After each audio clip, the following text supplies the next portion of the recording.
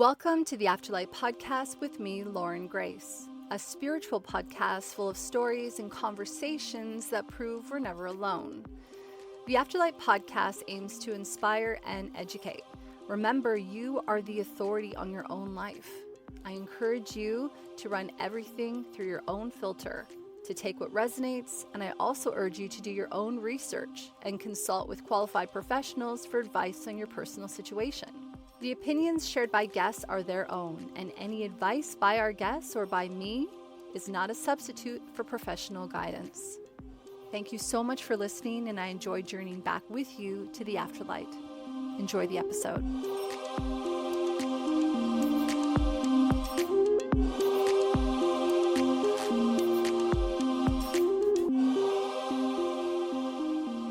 Hi, Lauren Grace here, and welcome to the Afterlight Podcast. And I'm joined today by Tim Wyatt. Tim is an esoteric writer, a researcher, a filmmaker, an international speaker working with a number of organizations worldwide.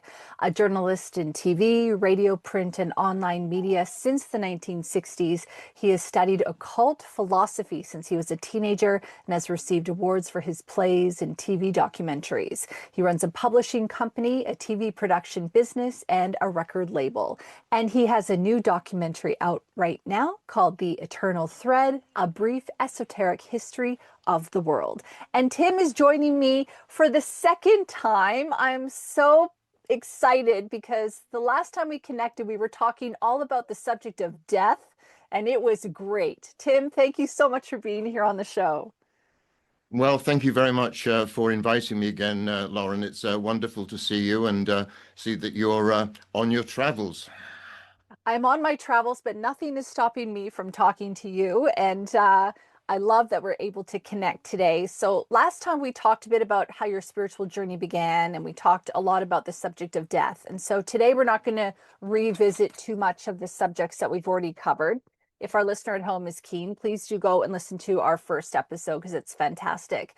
And I was telling you before I hit record that there were so many directions that I could take this interview, because listening to you speak and just I felt like our general conversation last time, there was just, this plethora of content for us to navigate. But why don't we start with talking a bit about your new documentary, because I thought that was a really interesting subject for a film.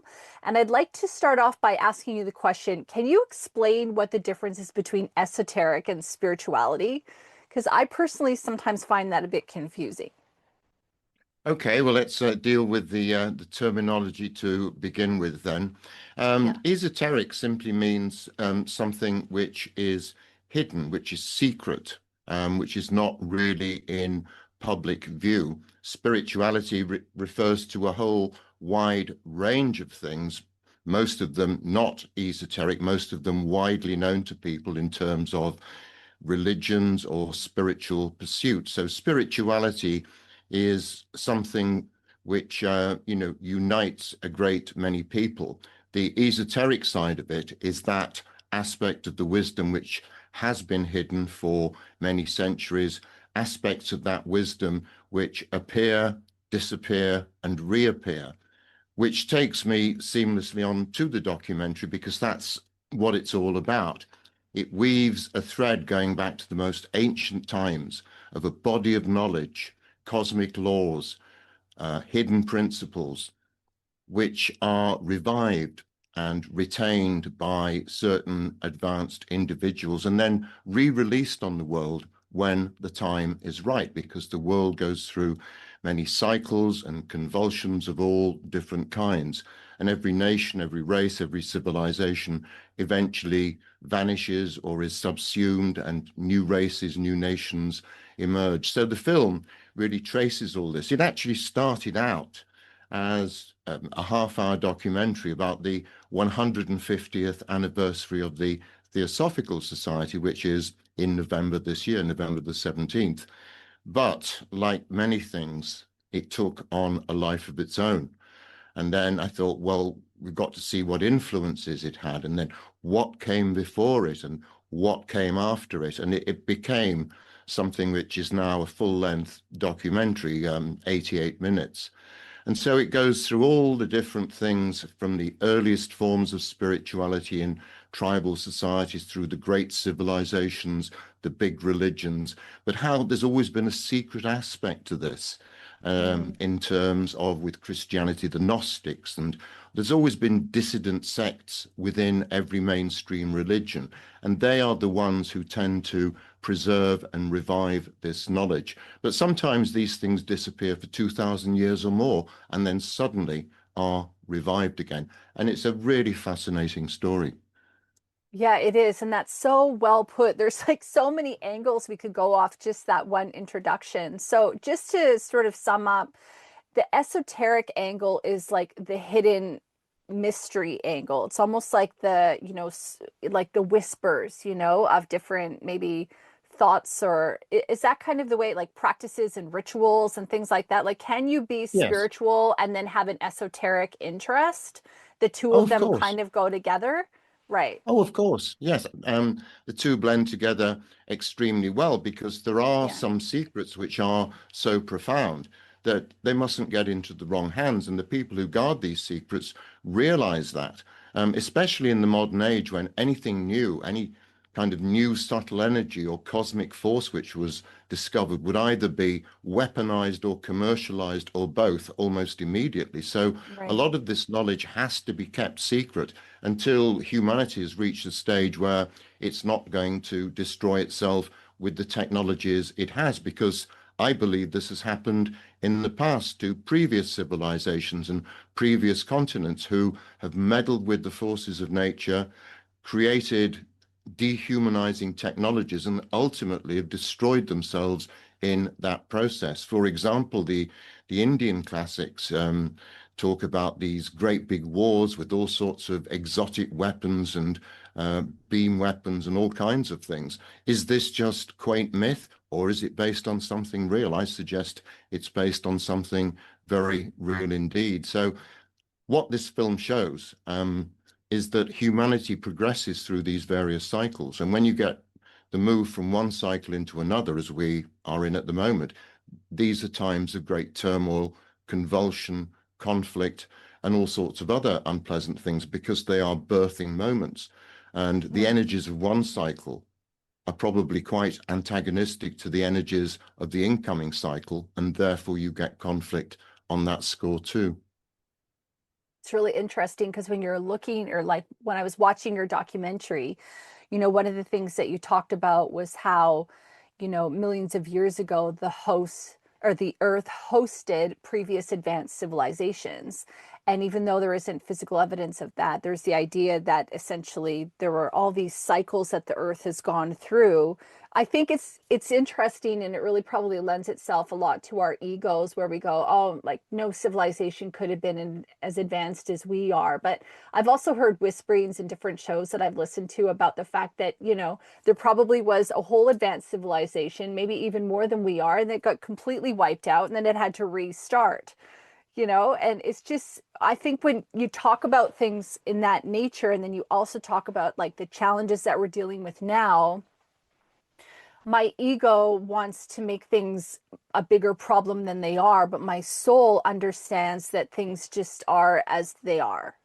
Uh, you know what I'm saying? It's like this kind of this battle of the two ideas. When you think about, oh, there have been civilizations that have gone before it and been completely wiped out. Well, the ego steps forward and it's like no one's been as advanced or as important as us, or like that's impossible to even imagine.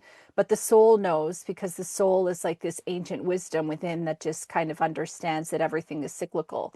Take it away, Tim. Well, the soul occasionally has memories of its previous lives, and there are ways of enhancing that ability through all sorts of techniques like past life regression. Some people question this.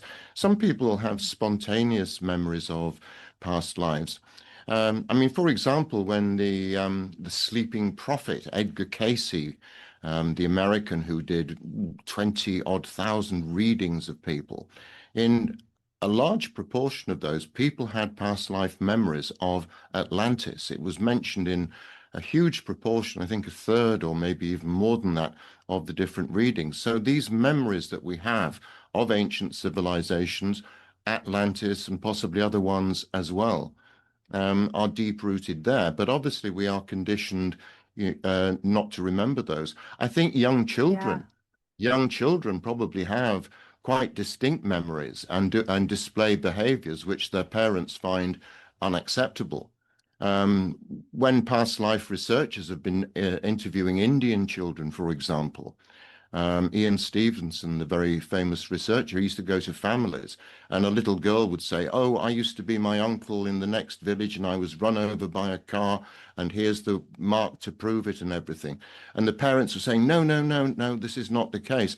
And so there's Yeah. often a resistance from the parents, plus general social conditioning, which militates against these things eventually. But people do have a memory of past lives very, very often, particularly in times of crisis sometimes, or immediate Mhm. existential danger, a real shock. That sometimes happens to people. It sometimes happens in things like near-death experiences as well. People get echoes of former lives.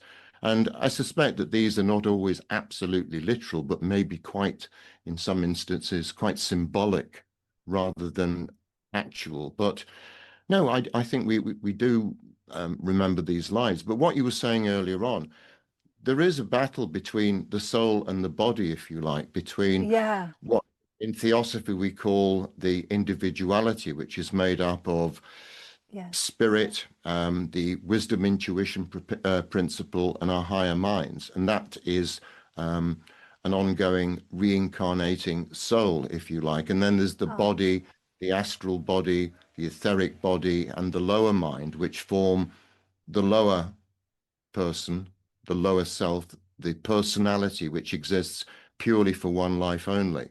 So it's the higher parts which become reincarnated. All the rest of it is junked, and the best of it taken and stored and eventually reactivated. But that's all very technical stuff, and we don't particularly want to deal with that today, I don't think. Well, I mean, I find that actually really interesting. If you're okay to go on a tangent about that just for a moment, because I actually think I had in our notes from last time that I wanted to ask you about parallel lives versus past lives. So I know that for myself, I've had some past life experiences in terms of meditation, or I remember one time I was doing a yoga practice and I'm clairvoyant, so I can see images. So, and I downloaded this whole like past life thing in front of me, and it was very intense. And I remember I was listening to Anita Morjani's book, Dying to Be Me. Have you read or listened to that book before? No, no, I haven't. It's about a woman who had stage 4 cancer and she nearly passed over. And then it was about her journey back and her NDE and stuff like that. But in that book, I she was talking about how she had had like a past life experience. Now this is going back a year and a half or so that I've heard it. So my interpretation may be a little bit loose, but essentially she was talking about how she'd had a past life experience and her brother in her current life was a different role in that past life. And it was Mm. talking a lot about like the power of the heart and love and healing.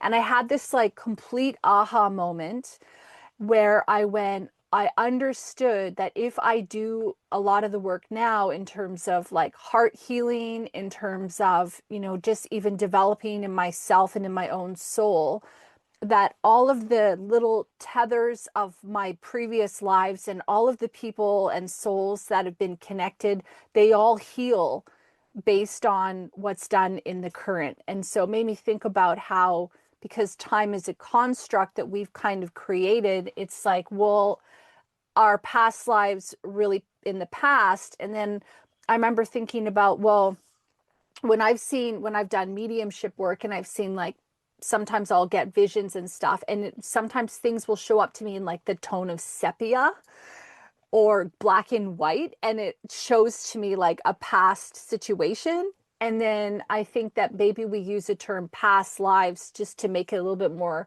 something so crazy, a little bit more palatable versus saying parallel lives.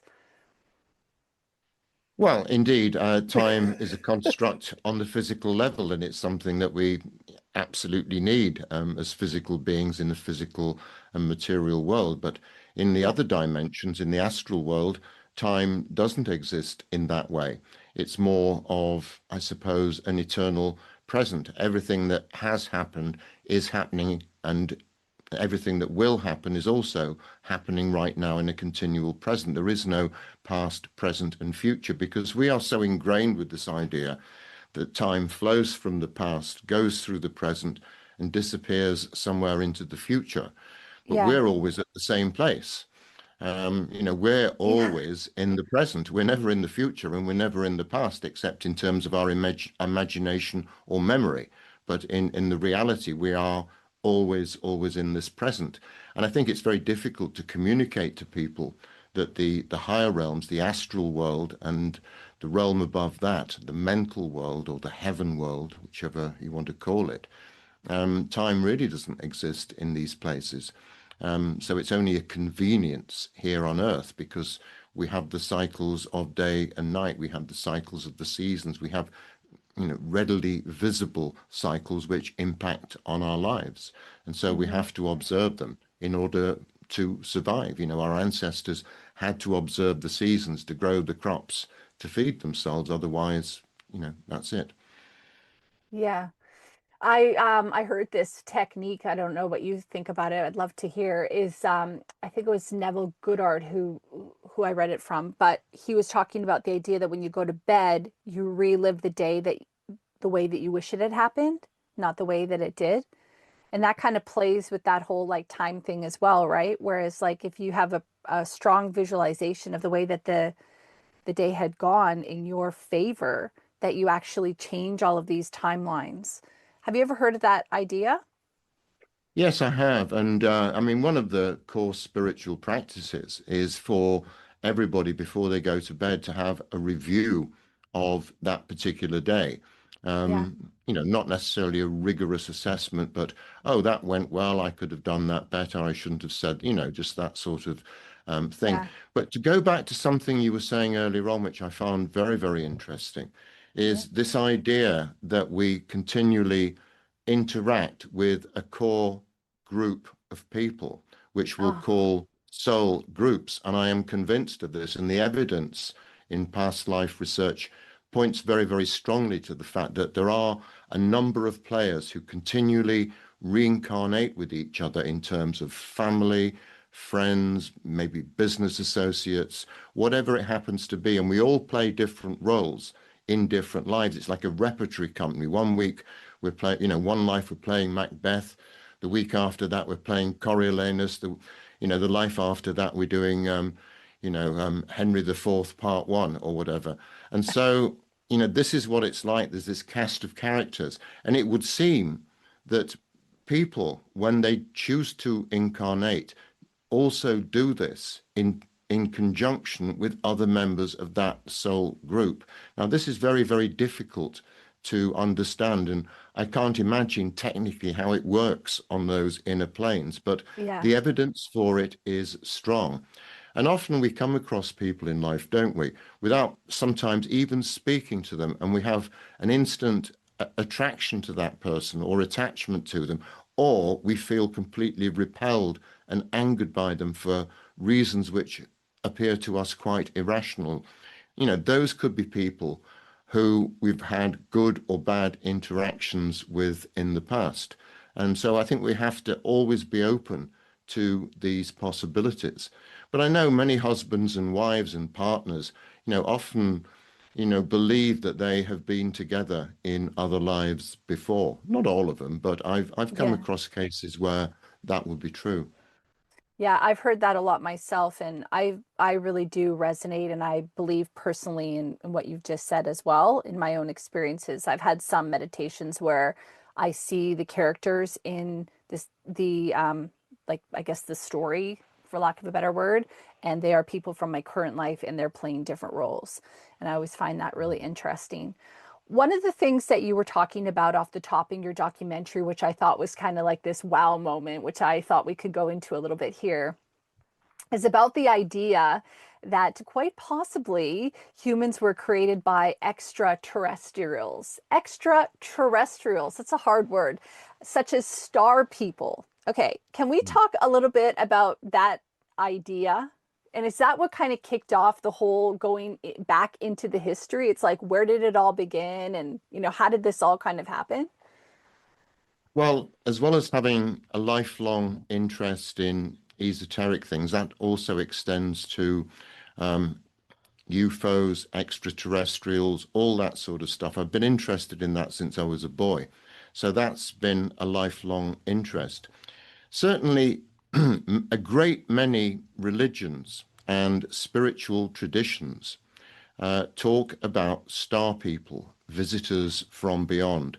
But often the word star people, particularly amongst indigenous peoples of South America and other quite remote areas, they often call them star people. The Native American tribes often refer to them as star people.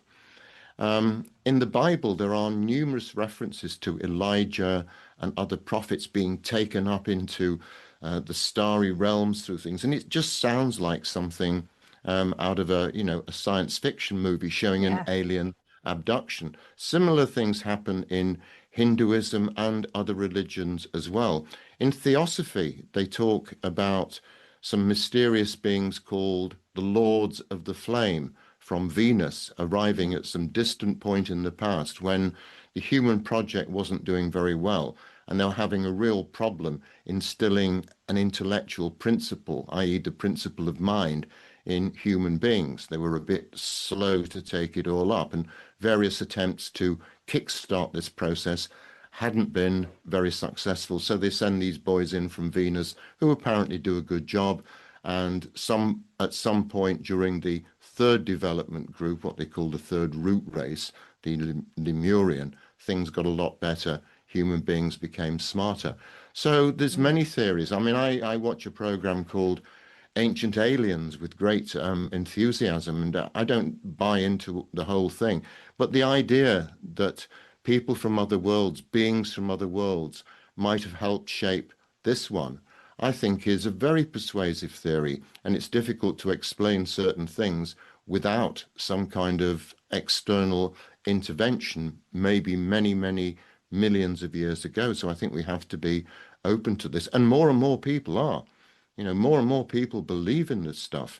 Yeah. Half the people of China believe in extraterrestrials. That's 750 million people. That's a lot of people who subscribe to these things. So it really is getting traction despite years of cynicism and denial and calling it conspiracy theories and all the rest of it. There is a body of evidence now, quite a strong body of evidence for these interventions long, long ago. I'm not sure of the exact number, but I think it's 1 in 4 Americans believe in angels, for example. And I know it's not necessarily the same as like a star people extraterrestrial, but kind of, when you think about it in that way, it kind of brings us back to what we were talking about at the very beginning about like esoteric practices and almost keeping the secrets, hidden amongst certain people so that, they can keep all the power and whatnot.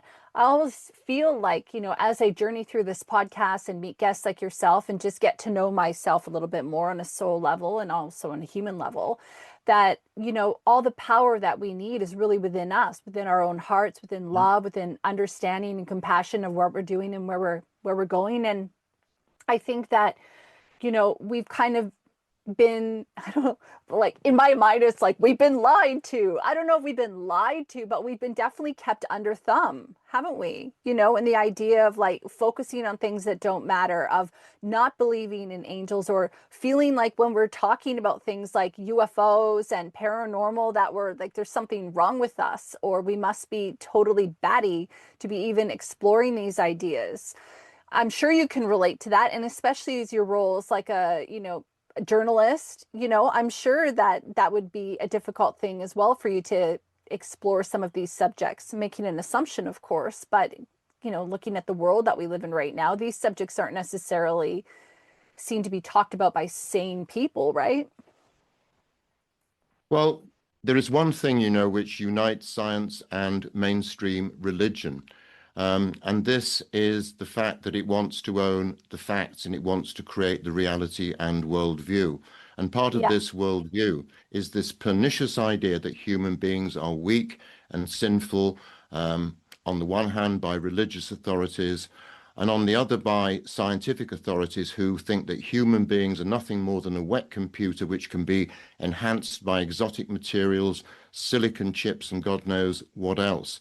Whereas the spiritual tradition that I try to follow says that human beings have limitless and indeed stupendous potential. We are masters and mistresses of our own destiny, and we just need to free ourselves from the shackles and the limitations of those ideas which are imposed upon us. There is a very famous occult maxim which says that we are all gods in the making. We are all sparks of the divine.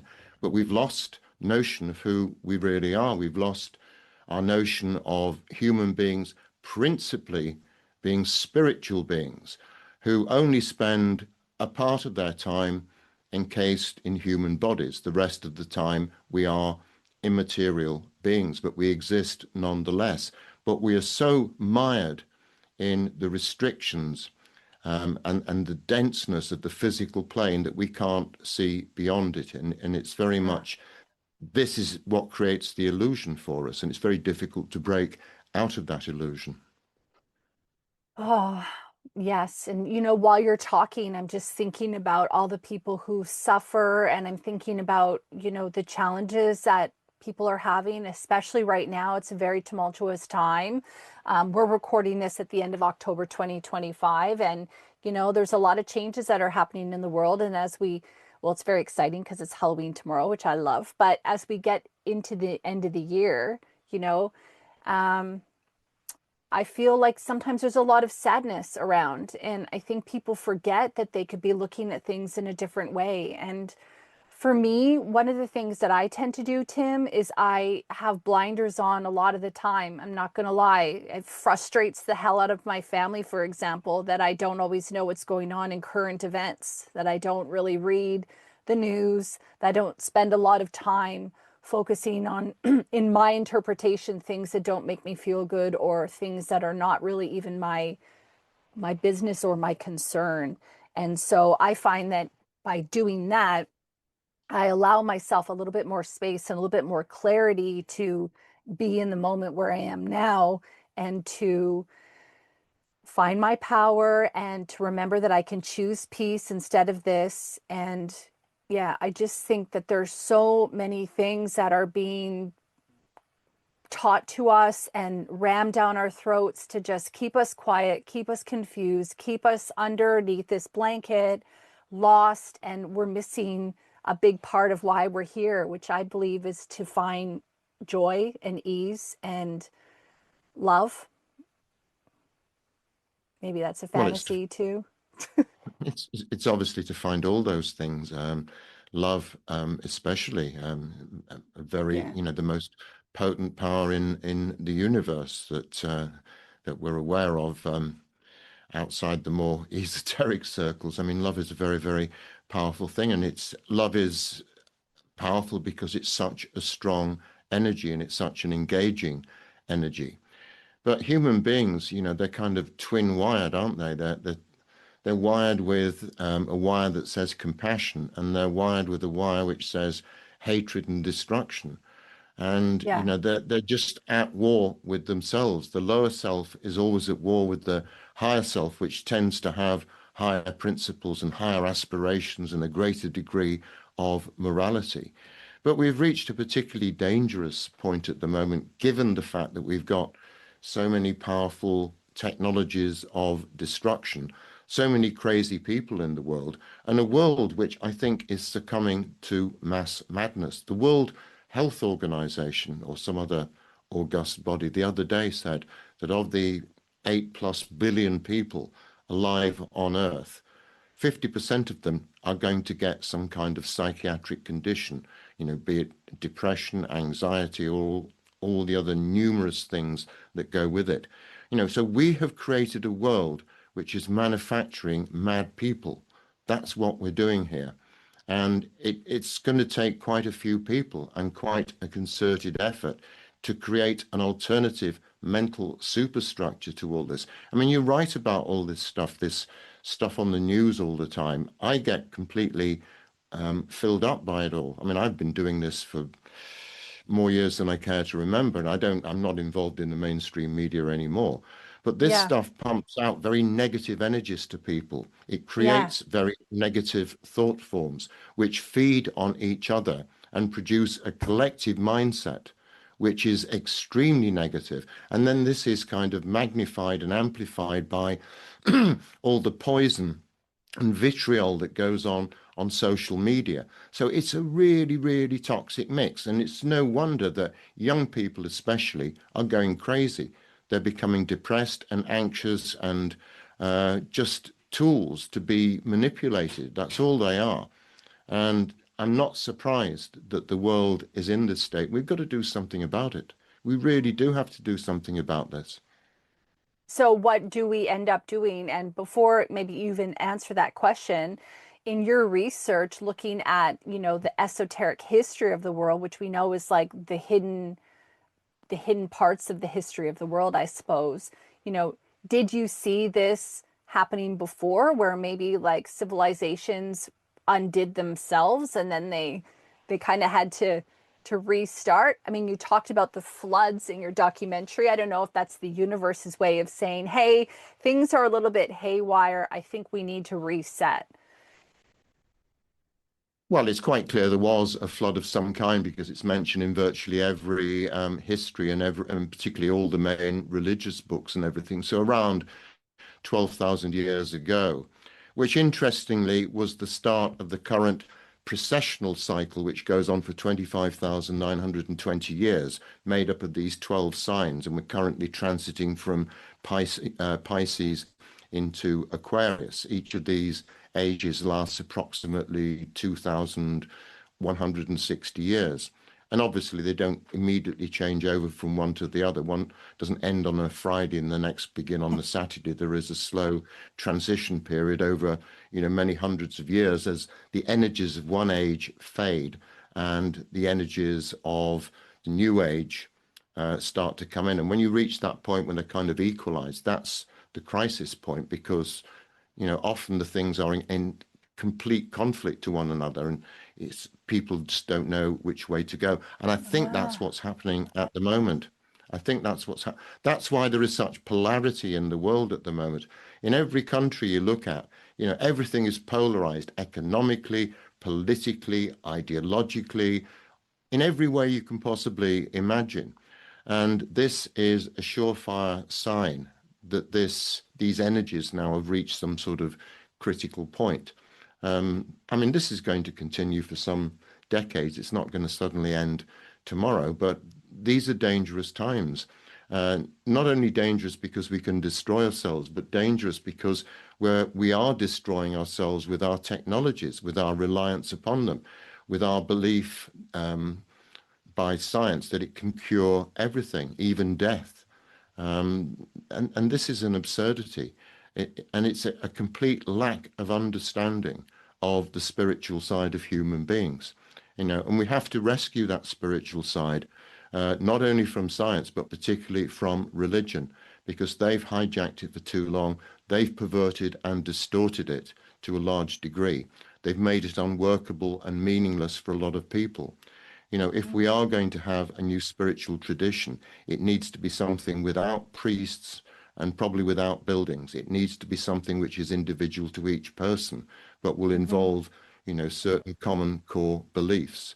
And that will be the main belief of all religion. The main statement they all make is, don't do to other people what you don't want them to do to you. Act towards others as you would wish them to act towards you. And that fundamental principle, if applied, forms the basis of a morality. But, that morality is seen as somehow old-fashioned and a bit flexible. Well, we can just change it a little bit here and there if we want to. And this is not healthy. There need to be certain core values that sustain and prevail in any society for that society to function. And I suspect that in many parts of the world, especially in some of the so-called civilized parts of the world, this is breaking down now. And there's this kind of schizophrenia operating, spiritual schizophrenia, if you want to call it that.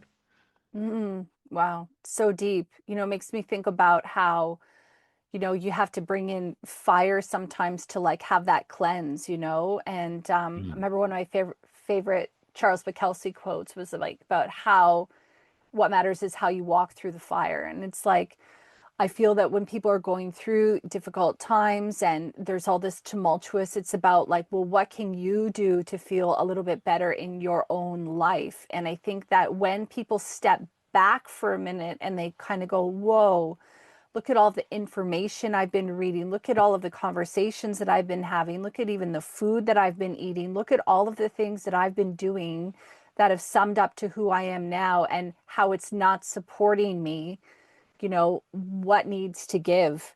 And some people have that dark night of the soul where things break down for them to actually have that breakthrough moment.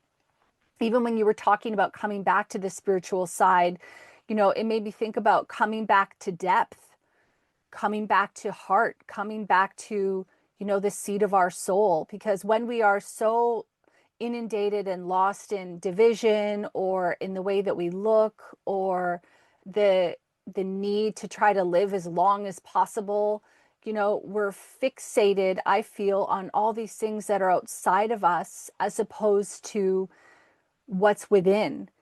And I think that that's really important to kind of remember. And actually in your documentary even talked about how at the very beginning, that's where we got a lot of our connection was to nature and to the elements. And, we weren't structured in the way that a lot of religions are in terms of, I had a guest on the other day and she gave me a quote from the Christian or yeah, Christian like Bible, but I can't remember it, but it was essentially around like that the heart lies and not to believe the heart. And I remember thinking, wow, how confused people would be if they are being conditioned to not trust themselves, but to look outside of themselves for those answers. Well, you said it perfectly correctly earlier on when you said everything that we need is within ourselves. But because of this persistent propaganda by the church and by science and others, we don't believe in these higher powers that that lie latent, very latent in most people. And amongst these latent powers are a higher principle above the mind, which we'll call the wisdom intuition principle. Most people possess it in some crude form. It sometimes just manifests in terms of a crude gut instinct about something that some old New York detective who's been on the job for, 35 years, some grizzled Clint Eastwood type, he just gets it in his gut, man. This guy is guilty and I can't prove it yet. On the Yeah. other hand, it comes as flashes of inspiration to great composers, to artists, to scientists, to writers, to thinkers, an idea of inspiration which inspires Freud to write his works or Jung or, Leonardo to do his thing. And so we do have these higher powers within us. But the propaganda, and I can't stress this too much, is that, oh no, human beings are essentially just what they are. We're just advanced apes and nothing more. And science can help us to do all sorts of things and make our lives easier, so we don't have to think for ourselves anymore. Yeah. We can get AI to do everything for us. And these are terrible things because human beings are like a tiny seed, which eventually is going to grow into, some mighty oak tree. And we all know how long oak trees last. They're a very old and sturdy tree. And even when they're hit by lightning, they often still manage to survive minus a few limbs. So this is what we are, and this is what human beings need to understand, that the potential is all within them. Yes, we can seek external knowledge, and indeed we should, but we should know that the most important stuff lies buried within us. And one of the best ways to release that is through things like meditation, through a closer connection with nature. Because I think there are aspects of nature which people intuitively realize, and which need now to come to the fore. And my next film, after the one I'm making at the moment, which is about Isaac Newton, the one after that is called Nature's Secret Empires.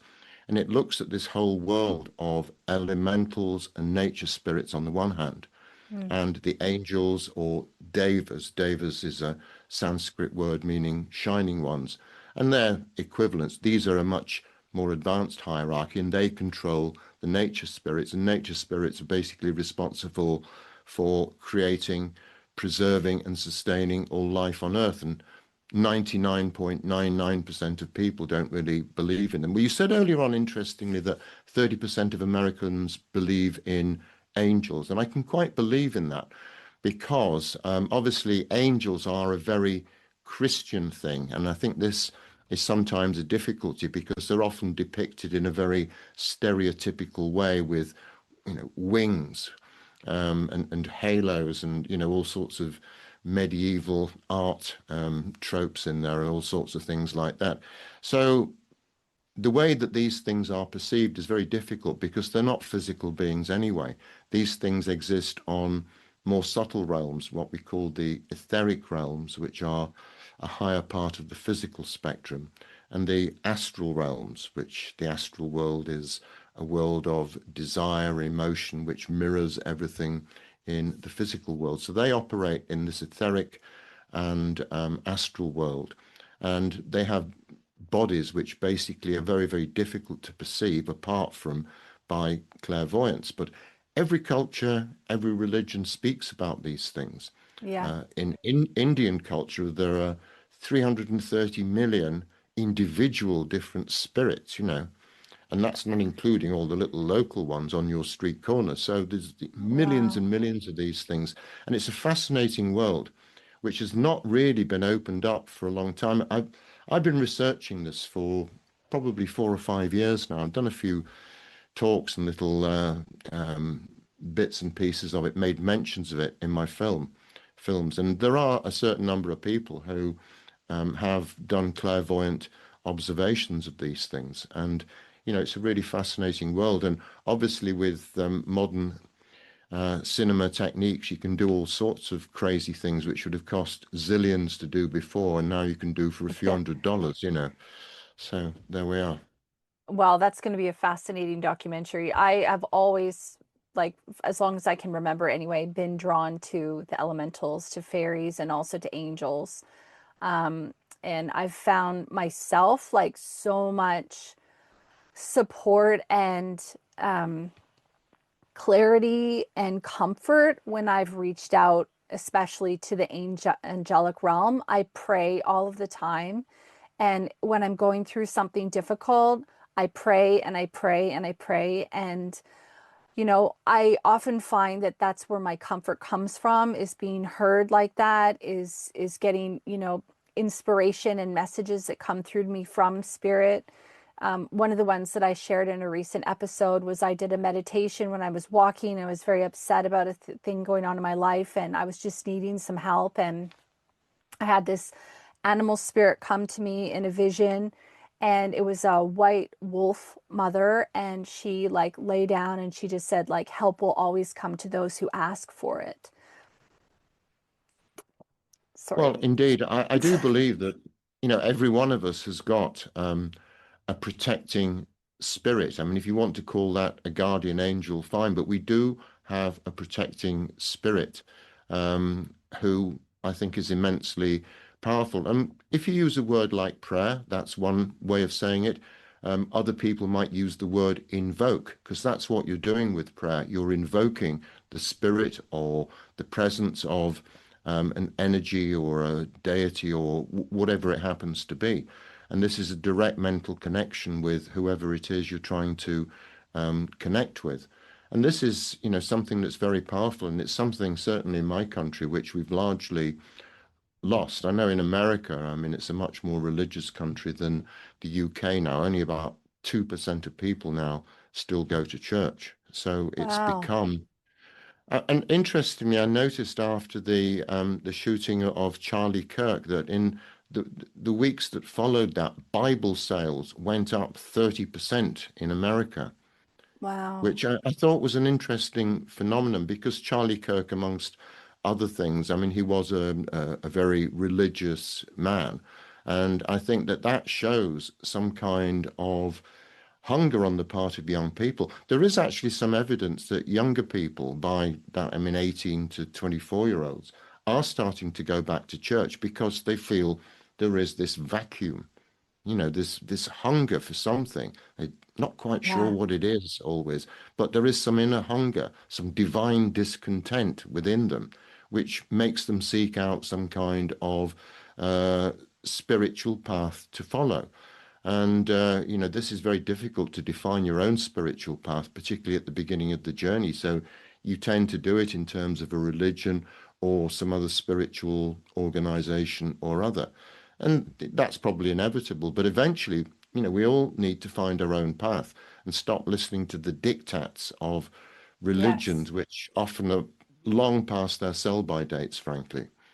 Yes. I grew up in northern Canada, and I don't remember there being like an overly abundant amount of churches or anything there. But I remember when I was growing up, I did originally go to the United Church. And then I didn't really believe in anything for a while. And then I believed in the possibility of something. And then I ended up dabbling and learning a lot from different teachers and kind of creating my own truths on the subject. I have seen in Australia quite a lot of churches as well, but they're very different. There's like different types of churches. And I think that, when you're talking about Bible sales increasing, the first thing that came to mind for me was that people want answers, but they also want to feel safe and they also want to feel supported, and I'm reading A Course in Miracles at the moment. I'm going through that. And I find there's a lot of comfort in sometimes just reading passages that remind you that everything is actually okay. Like the one that I'm working on right now is, um, oh, of course, I've just forgotten it, but it's basically around like how my holiness fixes everything. My holiness can like sort everything out because I am holy and my holiness is a part of God. And essentially, it's talking about how everything is all right, and looking at it in that way that my holiness can like solve these situations.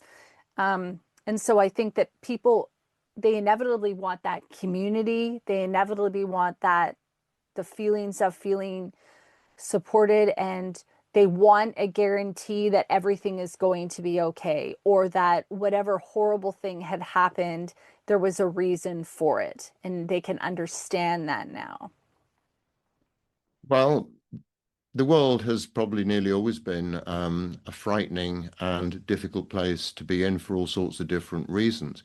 Human beings, being communal entities, do want the reassurance of a group to protect them. And this is as true in spiritual Yeah. things as it is in terms of basic survival of our ancient ancestors banding together to make sure that they could survive harsh winters and gather enough food to live on. So this tribal instinct runs very deeply in people, and this need to belong to some organization.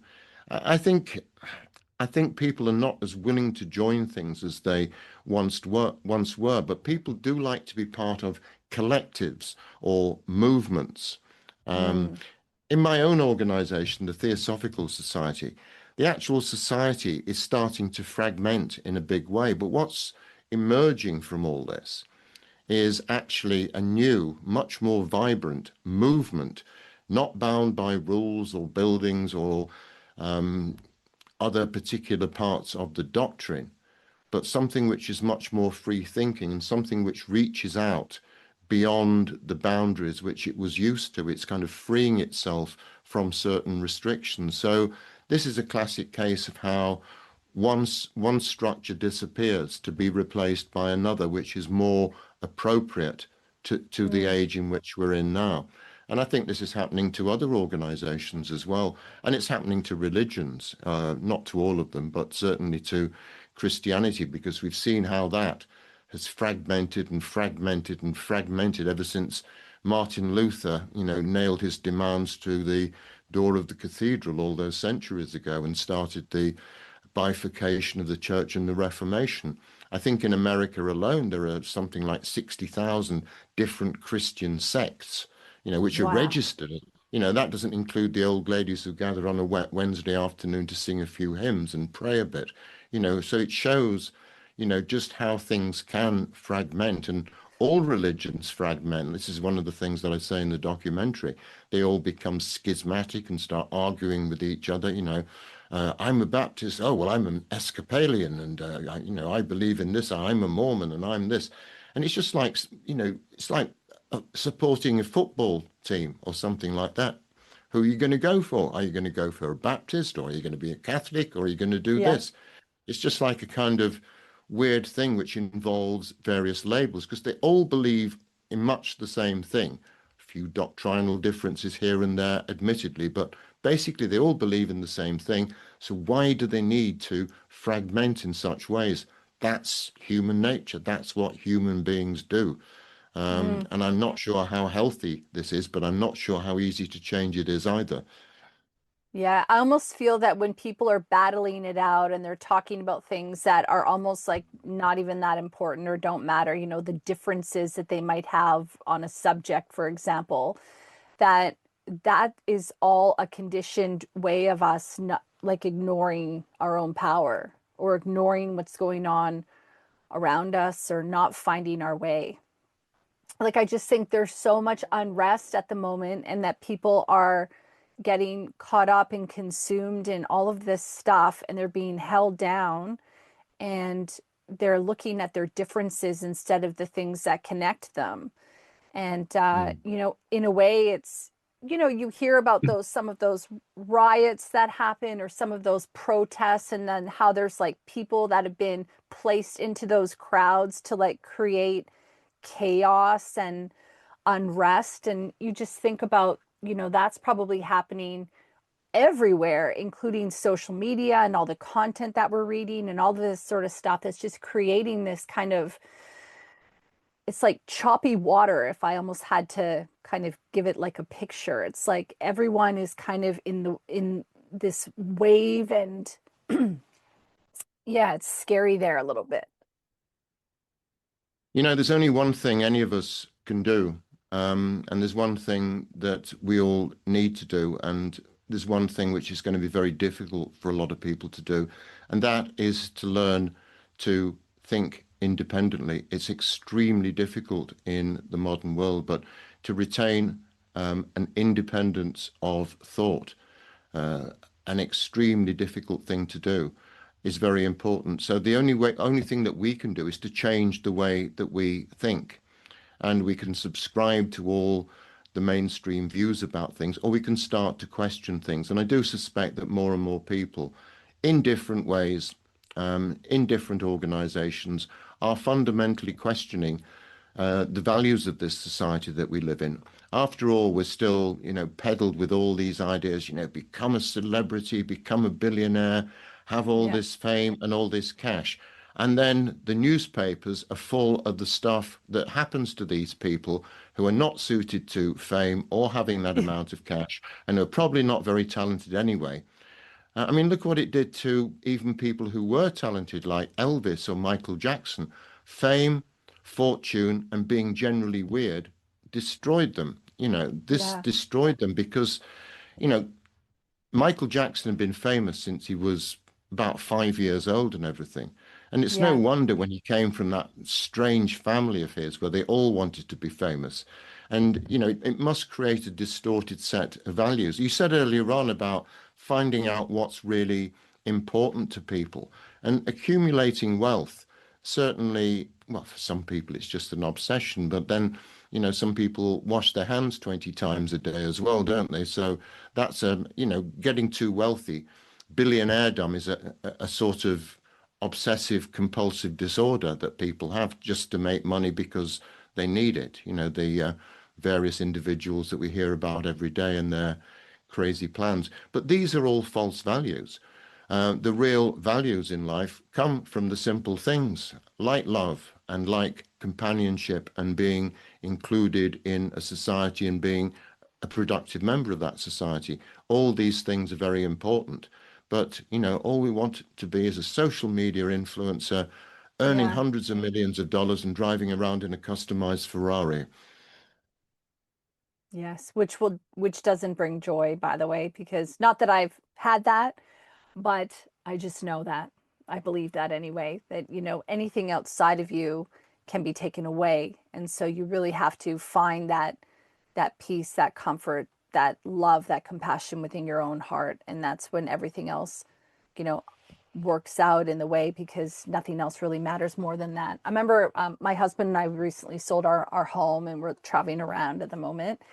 And I remember we were talking to somebody in one of the caravan parks we were in, and they said, well, you better hurry up and get in the housing market right away, or you probably won't get in it again. And it was like, wow, there's this whole, fear around, just doing things by the book, or just making sure that, you're not leaving anything to chance, and, locking yourself in yet again. And I think a lot of people think like that, maybe not the housing thing per se, but in terms of, hey, what is it that I can do right now, I guess, to do what I've been taught is important. Yeah. And also, as you go through life, I mean, none of us have the same priorities at my age as I did, 50 years ago. My priorities then were completely different, and Yeah. involved very different things. I won't go into those things particularly because I was a bit of a wild young man, but um, uh, now just very, very simple things give me enormous pleasure, just like looking at a sunset, or, walking through a wood, or just a quiet moment late at night Yeah. when you have a great idea. These things are so important because these have actually taken a lifetime to develop, because our whole way of thinking, our whole way of perceiving the world tends to change as we progress, I think, through life. And it's Yeah. also, very important and I'm naturally quite an agitated and angry person. And one thing I have to do is, from time to time, is just to calm down a bit and be grateful for what I've got. Gratitude is a great grounder, I think, and, be grateful for Yes. what you've got. And most people are not. Most people are not, even when they see people in the world going through hellish circumstances, being blown to pieces, or starved to death, or suffering terrible persecution somewhere. They even then they think, oh, my life's awful, and that it's a question of just being grateful for what you've got. And the Bible says that, doesn't it? And I think that's a very wise message that we can all at least try to observe, and I try to observe it sometimes, at least, anyway. Yes, I try to observe it as well on a regular basis, even just blessing the food that I'm eating. And I can tell you, like, looking around at, as we travel, we can see a lot of sadness in different communities, a lot of people who don't have much. And then you see people who have the complete opposite, mansion upon mansion upon mansion. And just traveling around gives a lot of perspective as well. But I think that what, you know, I want to kind of leave listeners with is what you've just said there, which is that, it's normal to go through cycles. It's normal to have ups and downs. It's normal for us to have challenges sometimes in life. And one of the things that I think we need to do is just bring it back to what matters. And if you have your heart, and you have your friends, and you have, the support of the people that love you, maybe that's enough right now. And taking inventory or stock of that, I think, is really important. I'll take a slice of that, certainly. Yes. Well, thank you, Tim. We're up to our hour. I knew it was going to happen quickly, and it did. We didn't get to talk too much about all of the subjects that you cover in your new documentary, but there's so much to go in there, through there, like talking about the different development groups and how the Atlanteans, traveled to different corners and brought their technology with them. That was really an interesting thing that you talked about. Is there anything that you want to mention about the documentary, or about your upcoming work, or how people can get a hold of you if they're interested in that, and anything that you wanted to say that I maybe didn't ask? Well, the documentary is on limited release at the moment. It's tests being, well, no, it's actually being streamed by two platforms. One is called Foursome TV, the other is called Stash TV. These are not large ones, and we're in negotiation to distribute it more widely with some bigger players. So we're a little bit between the rock and the hard place, but it can be viewed on both those sites. Foursome TV, which is FAWESOME, and Stash TV, which is where I believe drug people keep their illicit substances. But so I don't know why it's called that, but there we are. Well, I'll put a link in the show notes regardless. So. Okay. Okay. Apart from that, I hope people can view it, and it's been extremely interesting and pleasant to talk to you in the middle of the night here in England. So I know. there we are. I really appreciate you making the time. So thank you, Tim, and I look forward to having you back on the show, especially when your Angels and your Elementals documentary is out. That is particularly interesting to me as well. So thank you for taking the time and for having this really interesting discussion. Thank you. Okay, well, thank you very much for asking me, Lauren, and I look forward to speaking with you again at some point. Hi, thanks so much for listening to the episode. I hope you enjoyed it. If you did, please leave us a review where you listen to your podcasts and share it with your friends. Thank you. New episodes every Thursday.